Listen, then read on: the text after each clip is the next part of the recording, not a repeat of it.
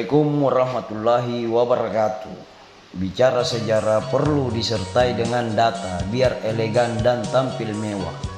Apalagi kita di Sulsel bukan bangsa pendongeng, ada kepustakaan ditinggalkan oleh leluhur kita. Sejarah Makassar itu bukan hanya berasal dari tutur saja, tetapi sejak suku bangsa Makassar mengenal aksara, maka sejarah itu ditulis, dicatat pula oleh pelaku, saksi sejarah. Bahkan catatan sejarah ini tidak menceritakan hanya Makassar saja, tapi daerah lain di Nusantara juga tercatat di dalamnya.